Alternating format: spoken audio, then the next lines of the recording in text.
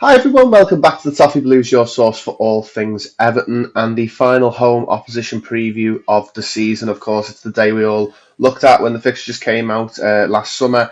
The final game at Goodison Park for the Everton men's first team. Um, I'm joined by Football Martin, of course, very prominent Southampton reporter, podcaster, YouTuber, content creator, all of that sort of stuff. But thank you for coming back on, Martin. You're welcome. Thanks for having me.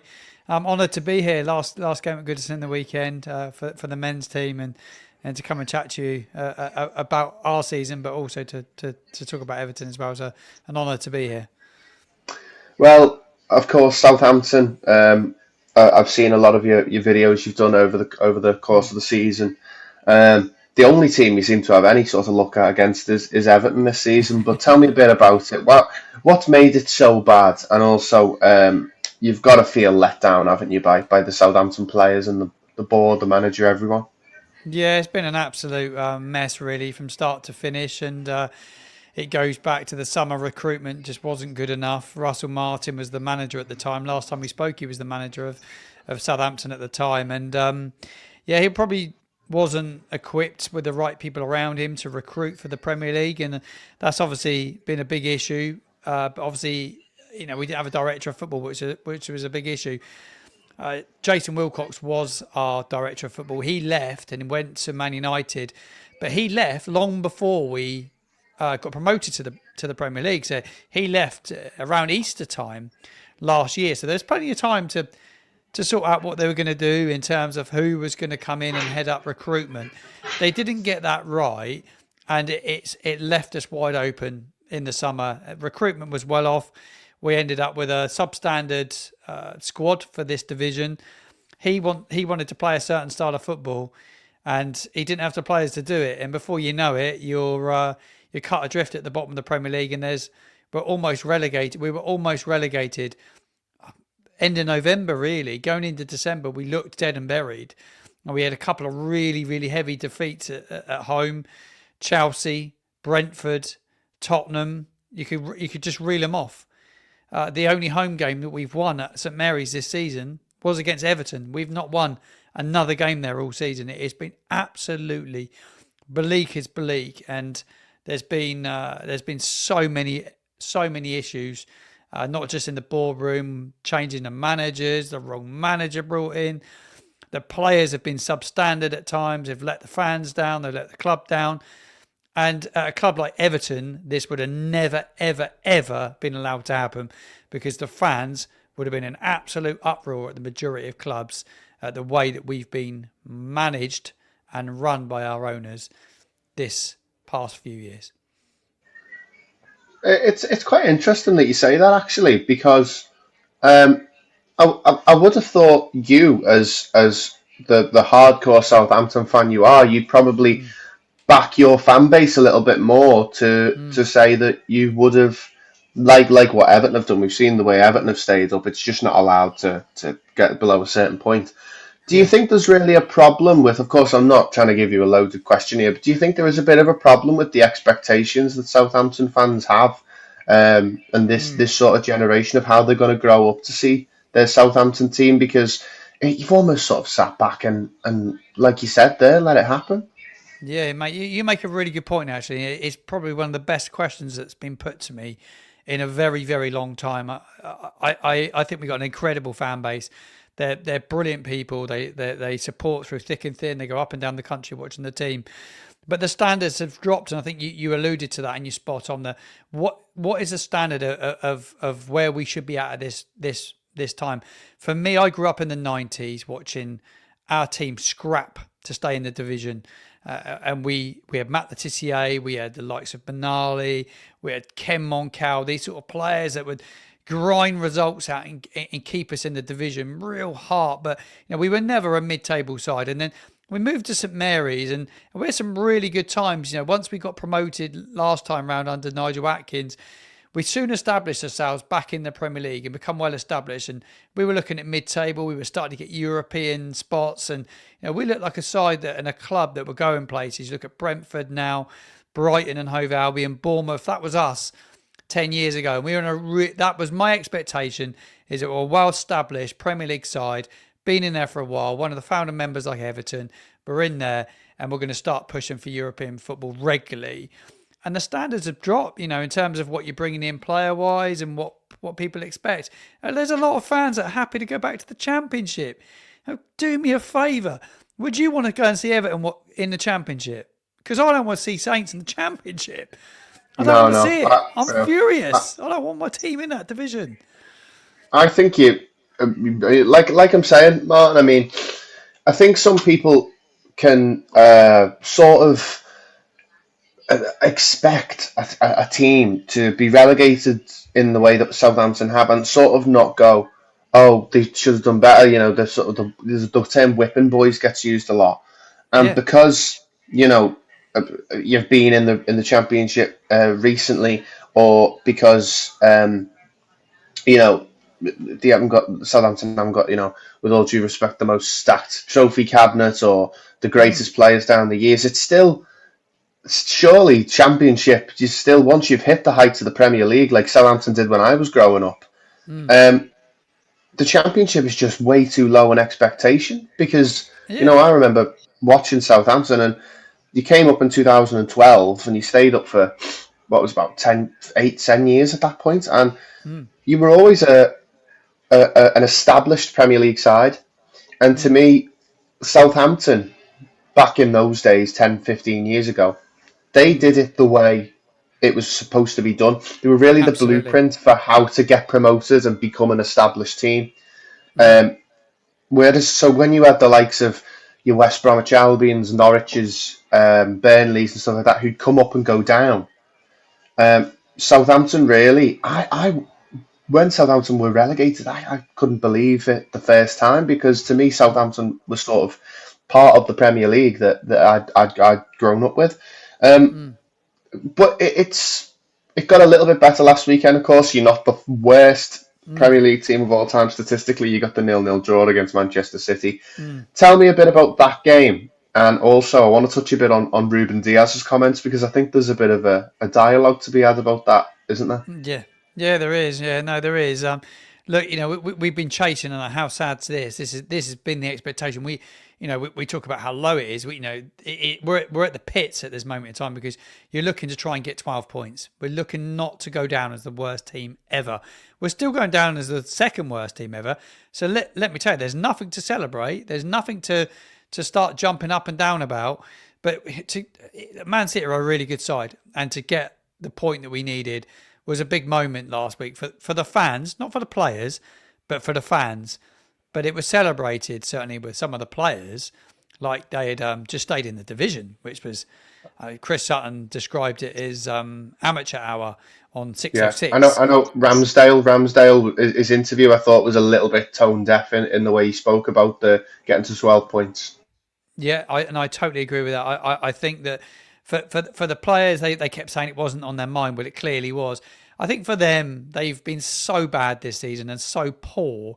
I think just to give the fans a round of applause and get off the field, job done. The celebrations were well over the top. The fans, for me, I've got to be honest, I found it really hard to celebrate it. We've got a point. We've got to 12 points. I was pleased. Let me tell you, I walked away and I was pleased that we'd done it because, we've had a lot of embarrassment as fans over the years and that it's one less embarrassment. But all in all, I still feel really bad about the season and feel low about it. And everyone's getting clapped off. And there's been a lot of that now. I'll tell you what, in the whole of the season, the fans have really turned on the team. I would say, I would go as far as say the ownership have had a pretty free ride actually up until now. There's not been massive unrest. I think the team have had a free ride at times. They've been clapped off when we got relegated at Tottenham Hotspur. There's a lot of fans clapping in it. I didn't. There was a lot of us that didn't. A lot of the older generation didn't. The younger generation did. I found it I found that quite strange. I was outspoken on my channel at the time and I spoke about it. I was like, it annoyed me a little bit, to be honest. And a lot of people say, oh, you're out of order, you're not a proper fan. I was like, well, no, I am a proper fan because I go up and down the country every single where. Just my standards are to see my team not relegated before Easter and to be in with a fighting chance come the final day. Because that's what I expected this season. I expected us to be in the league and competing. So just to get it over the line at the weekend it's one of those funny games. Going back to the City game, it was an odd game, and you talk about Ruben Diaz and his comments, I think he talk about being sort of like a bit tone deaf. I think in terms of like Southampton, I don't think he realised how poor we'd been and how low it got, and that we were going to do everything we can to try and get something. Like, I'd be honest to say it was a fine line the weekend. If we got beaten late on, Simon Russ, the caretaker manager, would have been absolutely slated because he set up so defensively and got beaten. He would have been absolutely ripped to shreds because we had no attack and we didn't even look like scoring. We didn't have a shot on goal. So he would have got absolutely ripped to shreds. Luckily, we walked out of it with the point and we didn't lose the game. But Diaz's comments, I just thought, very, very entitled. Very, very, very entitled. Well, I think this game and the reaction to it afterwards has been sort of the story of the week for me that I've been following. If you missed it, Ruben Diaz come out after the match, and of course, a bit disappointed with the 0-0 draw that Manchester City got at St Mary's, and claimed that Southampton didn't come to play football. By the time Man City could get a hold in the game, the pitch was too dry to really have a go at Southampton, which is honestly absolutely comical. And you used the word entitled there, Martin, and I completely agree with you. I think the so-called Big Six in the Premier League now, entitlement is just a huge thing. You look at the likes of Tottenham and Manchester United, who are below us even. And one of them could win the Europa League and finish 17th. So it says a lot about where football's at the moment, that that he felt the need to come out and talk about it like that. And I felt like it was a bit disrespectful, not just to Southampton, but the game in general. There's 11 players versus 11 players, and you can play however you want to get a result. Also, after that, I've seen the Southampton video regarding the season ticket renewal for next season. And I thought I seen a couple of replies to that from Southampton fans just being like, maybe the wrong time, maybe waiting to get another point before they release the video, and also maybe trying to guilt trip a couple of Southampton fans into backing it. And I think what you said there, Martin, about not clapping them and people claiming that you weren't a proper supporter, I think is a load of rubbish, because I think you don't have to cheer and shout for every single thing your club do, because when they do things bad, I think that's how standards drop, is allow them to drop like that. Yeah, it's a good point. Yeah. But Simon Rusk, you mentioned him just before. What's the sort of verdict on him? Because he's probably not going to be there for too much longer now after the last couple of games. And what's he been like? Because you've had 3 managers this season and they've all been very different, I think, haven't they? Yeah. Simon Ruski's been around the club for a while now with the under-18s, under-21s. That he's very negative in the way he goes about playing football. He's playing a fight. We're relegated. We're down and out. And we went to Leicester City 2 weeks ago. Went to the King Power Stadium, and he set up with a 5 at the back, and he set up to defend against a side that had not scored at home in 9 games. They scored 2 before half time. Leicester. It was absolutely appalling what I saw, but unprofessional in many ways as well. And we talk about standards. I watched Leicester drawing that. There was a delay drawing the game to the referee who got injured, and it was a 10-minute delay. But Leicester, though, being a rabble this year, they got organised. They had the fitness coach. They got the players running. They got them in a group. They got them huddled. And at that time, I was watching the game unravel in front of me, and they had a massive overload on our right-hand side. Al Kanous was the left winger, and the young left back just kept getting forward all the time. They doubled up on Carl Walker-Peters, and they kept going in behind all the time. They caused us endless issues. Harwood Bellis came out afterwards and spoke about it, and they didn't really know what to do. But they had a 10-minute spell, like midway through the second half, to get organised and get sorted, and they didn't. The game restarts. They're slow, they're sluggish, and they concede straight away off the overload, which they had the time to sort it out. Adam Lallana's a part of that coaching staff. He's been at the club, experienced. I'm surprised he's prepared to see us set up so negatively and not look to even try and win a game. I find it really hard to watch, and I don't believe he can do that in the final 2 games, because I think the fans have been quite forgiving till now. But we want to at least have something to cheer about. We at least want to see our team get up the field. No, we didn't go past the halfway line more than 5 times the weekend. I know that's against Man City, and we give them a lot of respect. And if we'd gone gung ho like we had it done under Juric and gone man for man, we would have got beaten. Fair enough, he got that result over the line. But we need to go to Everton and show a little bit more attacking intent, and we have to do the same against Arsenal. I think we're down and out. We're going down, so give the fans something different. Try a four. We look good with a four at the back. Play a four at the back. Give ourselves another man in midfield. Play another striker. Try and win a game. Try and have a go at a team.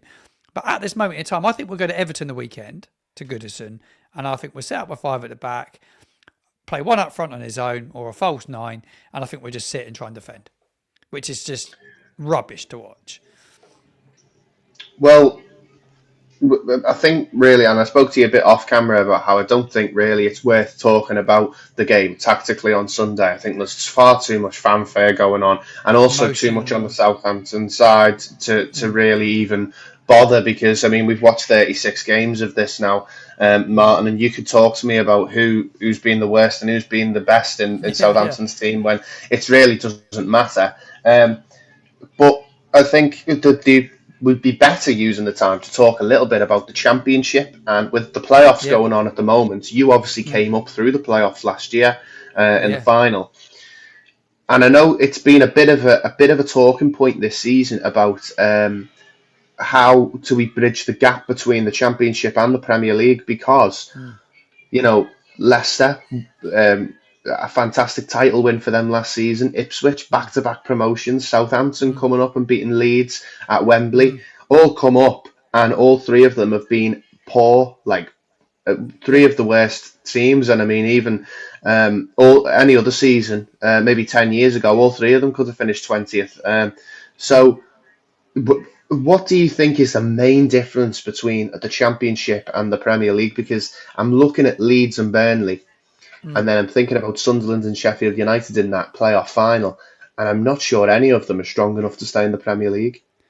I totally agree with you. I think you're absolutely spot on. The difference in the divisions is huge, and I remember, because I've watched Premier League religiously. Obviously, there's that time during COVID where we couldn't go, but I watched it, and I think that the Premier League had got quicker, it got faster, tactically. Teams press better now than they ever press. You watch teams press now. They're fit, they're strong, they're coached really, really well. And you drop into the Championship and it's so much slower. Technically, the players are not as good, but the speed of the game is so much slower. And it's sometimes at a slug's pace, and the quality of players not there. There's a lot more games. And obviously, you get Burnley dropped down with the parachute payments that they had. They're financially in a good position because they can recruit. They can recruit and get better than everyone else. The same with Sheffield United. They're stronger than better than everybody else. They have a bit of Premier League nous about them to some respect, even though they were terrible last time round. But you've got that money, and it makes such a difference in that league because you've got teams that have been in there for such a long time, and they just don't have that money to compete really.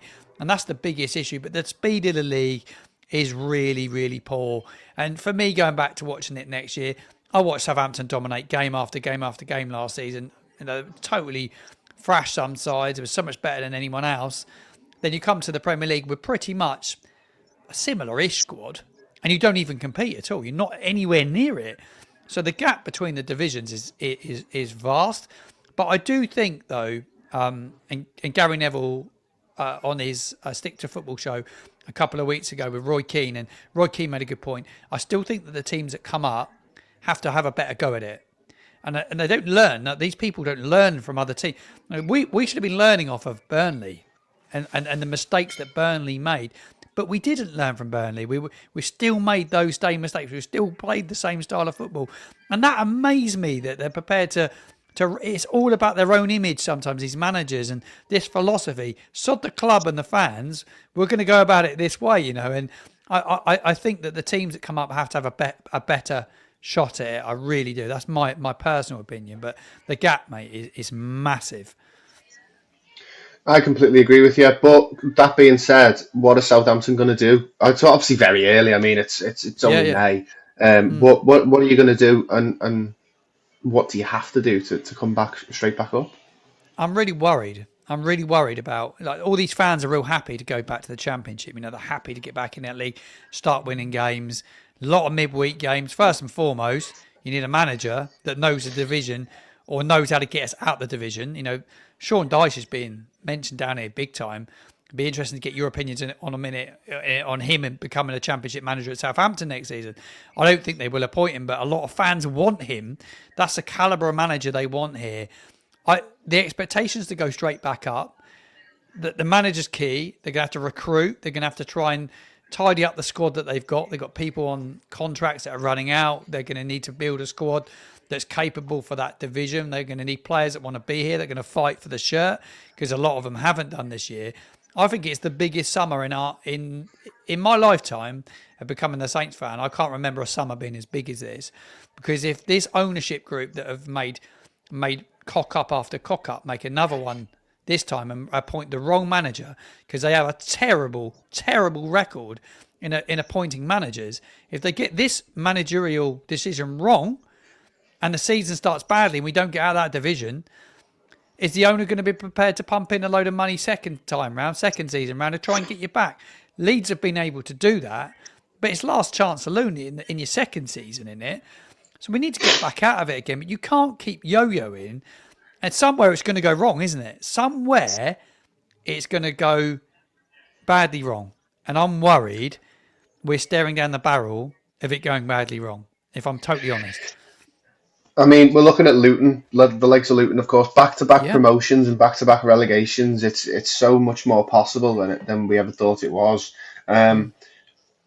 With Dyche, I mean, I know you want my opinion on it, but it's hard for me to give you my opinion, to be honest, Mark, because I always watch them in the Premier League, and I don't really know Championship football well enough to comment on how good he could be. He could be as good as he is in the Premier League, or he could be the greatest manager the Championship's ever seen. Yeah. With Dyche, it's very more like, I think his attitude suits what you're after at the minute, because you mentioned there about how it's always about the team, always about, he definitely adjusts his, what he needs in order for the league that he's in or the team that he's in. If he does go to Southampton, it's going to be a case of he's not going to stick to one specific style of play that has always worked for him. He will probably just use his 4-4-1-1 that he always uses. But what I mean by that is he'll care more about being resourceful and getting back up than having a solid season and hoping to blow everyone away. So why it may be second or playoffs, or it will be a case of, okay, there's 10 games left. This team's set up this way. How can we beat them? Instead of, what Leeds are sort of like, where it's 11 players and those 11 players are better than the other 11 players on the pitch and they win out of sheer quality. So resourceful is probably the word I'd use most to describe him. But like I said, I don't really know enough about Championship football, and it'll be interesting to see if he does go, what will happen. But I do expect him to probably come back into the game this summer. I mean, he's had 6 months off now, so we'll see how he does. But it'd be us or Leicester, wouldn't it? It'd be one or the other. I would have thought it. Leicester. Yeah, I would have thought it'd be one of the two, really. And I mean, look, Leeds' manager Daniel Farke, that's still like a bit of a talking point, isn't it? But I can see him probably going to one of those two. And I do think he'd bring both of those teams up again. To be honest, you probably should have got him when we sacked him. Because you might have had a bit more of a chance going into the final day. Yeah. But well, while we're on talking about that, the only win that you got this season was against Sean Dyche's Everton, so that doesn't really at St Mary's. So there's not really that's not a great compliment towards him. But what have been your thoughts on us this season, of course? And you saw us back at St Mary's and also in the Carabao Cup. You beat us at Goodison Park. So really, from what you can see now, it's a very, very different Everton side to the one that lost to Southampton. Yeah, and the game down here, actually, reflecting upon it, and I was at it, Everton should have walked away with something that day. They were really, really unlucky. I think it was Michael Keane back post had a really good header, Aaron Ramsdale made numerous saves in that game, and I watched it back. He was brilliant that day. I think he was man of the match, Ramsdale. So that says a lot, doesn't it? When the goalkeeper's man of the match, Everton should have walked out of here with something. And to be fair, I've seen far worse sides than Everton at St Mary's this season. I'll be totally honest. I just thought it just wasn't their day and just couldn't find the back of the net. It was quite a lot of route one. It was a lot of like in the channels, trying to hit the strikers. And that's kind of how we went. The little lad in midfield was magnificent on the day. I can't remember what number he wore, but little lad, he was absolutely brilliant on the day. He was brilliant. Was it Harrison Armstrong? No, is it gay? No. Just a gay. Yeah, just a gay. Brilliant. Yeah. He was magnificent. He was soaked because he ran so much. I've never seen a player out of all the midfielders I've seen this year. I did a halfway team of the year actually. And he was in my midfield because he was one of the most impressive midfielders I'd seen. I thought he was really, really good. But David Moyes, going back there, a lot of people say don't go back, but you knew it was a good fit. You knew he was a good fit for Everton, and every Southampton fan that I knew really wanted him when Russell Martin went. We really wanted David Moyes. And I'll tell you what, I think with David Moyes, we would have had a really good chance in getting. They backed him in January. He would have put you in a fighting chance of staying up because he's that sort of manager. But I think he probably looked at the Saints job. I think they probably spoke to him, and he probably looked at it and thought, "Do you know what? I don't want that on my CV. I don't need that on my CV right now." And he would have known about the Everton job in the pipeline, but been massively impressive under him. Results have been superb. You looked in a bit of danger at one stage, but totally pulled clear, like you said, well above United and Tottenham, and that's credit to him and what he does. And I would say compared to where you're at and where you're at now, it's been a massive turnaround, huge turnaround. Well, I think a lot of people thought that Sean Dyche was sort of, you get what it says on the tin, but I think David Moyes is more like that. He's way more consistent. Yeah. He loses a lot less games. He gets you a lot more points, and that's been obvious. So he can spot a player as well. I mean, Charlie Alcaraz has come in, who you'll know very well. He's coming on loan this season, and he's probably going to sign permanently. And he's been brilliant for us. We're now in the position with him where we have no obligation to buy him in the summer because he hasn't hit the amount of games. So he's been starting every game, and he'll start on Sunday as well, I would have thought. But on the whole, it's a lot more positive than I love Charlie, it was. By the way. I love Charlie. Yeah, he's brilliant, and gutted he went. Absolutely gutted we let him go. Criminal. He's really got he's got the sort of mindset of an Everton player as well, and he's really turned into a cult hero over the last couple of months at the club. But on Sunday, of course, Everton fans, it's just going to be a complete write-off. It's going to be a weird day. But for you, what do you want to see out of it? Because you mentioned there, you don't want to be as defensive as you were against Manchester City. You'd like to see a bit more of attacking intent. Yeah, we'll ruin the game if we play like we did in the weekend. That's for sure. It will wipe the game out for sure. I'm hoping to come up to the game as well, just because I want to go to the ground. I've never been to Goodison, but the opportunity to come to Goodison Park, it really excites me. I think we need to go there and give it a go. We were the last team to play at Main Road many years ago when Man City left Main Road to go to their new stadium, and we beat them 1-0 that day. So we're used to an upset on the day. But I think it will be emotional. I think it will be loud. I think the Everton fans will be right behind their team. Charlie Alcaraz playing against his old club, his energy and his athleticism around the pitch will guarantee that he'll score against us at the weekend. He's a lovely lad, by the way. I met him the one time. What a great human being he is. Such a nice lad. And he gives everything for a football club. And he did when he was here as well. Didn't utilise a young man. Guarantee he'll score at the weekend. I think Everton will comfortably win it, actually. I think you have way too much for us. I just hope that we don't go there and just park the bus and we make it a dour game and play a low block like we did at the weekend. Hopefully there's an early goal in the game and it will make it a bit more expansive. If we get an early goal in the game, I think it'd be much better. But it's going to be emotional, isn't it? There's no doubt about that. It's going to be emotional around. And I think every Southampton fan looked at the fixture at the start of the season when we're all looking how many games are we going to need to get under our belt away from home to make sure that we've got an opportunity to go to Goodison, because I think everybody wants to go, mate. And I think that the Saints fans are looking forward to the trip and going to make a weekend out of it as well. Absolutely. I mean, when you think about it and the game itself, it's sort of been a bit of it's a weird one. Like I said, you can't talk about it really tactically. As long as we get a few goals, I just want to win it because we had the Mm, stupid result against Ipswich the other week, where we took our foot off the gas and they got two back. Um, I just want to win by a couple of yeah. goals, and hopefully Seamus Coleman will get a penalty Yeah. or something, and they'll send them off with We a don't score goal. many goals. We don't score many goals, that's for sure. We don't look like scoring a lot of goals neither. Well, you mentioned a bit there about Main Road, and of course Southampton have got a bit of experience moving from the Dell to St Mary's Mm, all them years ago. So Goodison Park in its whole, I really hope you get to see it, Martin. Even if after the game, if mm, you're back in Liverpool at any time, you need to come and see it because yeah, it's of course going to be repurposed, sort of done up and renovated to hold women's matches and academy matches, and sort of stick there as a memory of what's been. But the new mm, stadium will be definitely a new beginning for us to sort of try and move on and try and push up the league a little bit. I think all mm, Evertonians are tired of waiting rounds and letting seasons go without capitalising on it, especially looking at how well the likes of Forest, Villa, Newcastle, West Ham, all of those teams have done over the past few years. mm. But yeah, well, what's it like really from going to a new stadium? Because I've heard from other supporters that there's a bit of a hangover at the beginning where you Yeah, sort there of is. you don't quite know. Yeah, do you know what? Again, you're brilliant with your questions, absolutely superb. When it comes to presenters asking questions, your questions are brilliant, and it's a really, really good point actually.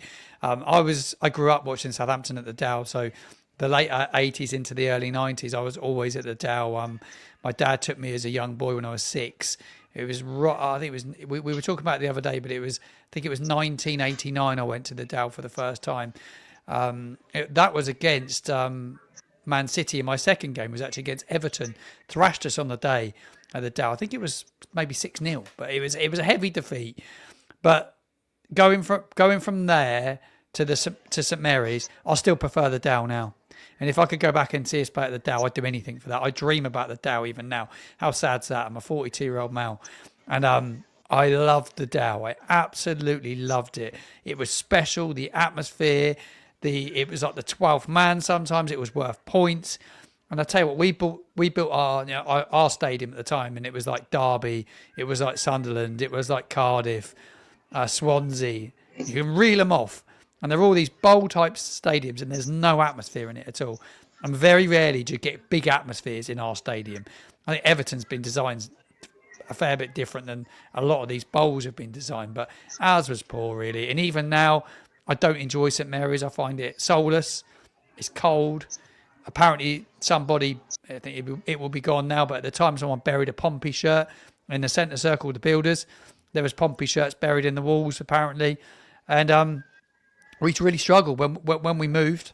That second season under Gordon, I think we sacked our manager after I don't know 4 or 5 games, and Gordon Strachan come in. We were really struggling, but we didn't get a win there till probably November time at St Mary's. We really struggled against Charlton Athletic, but we really, really struggled. A big hangover, but tell you what, there was nothing quite like the Dell. Well, I'm guessing it can sort of feel a bit like a different football club at first, and Yeah, it does. It does. not really feel the same. But it's something that we sort of have to do and sort of just try and grit our teeth and get on with it. But hopefully you get to come down and see it next season, Martin. But thank you for coming on. Mm. Tell everyone, remind everyone where we can see all your content.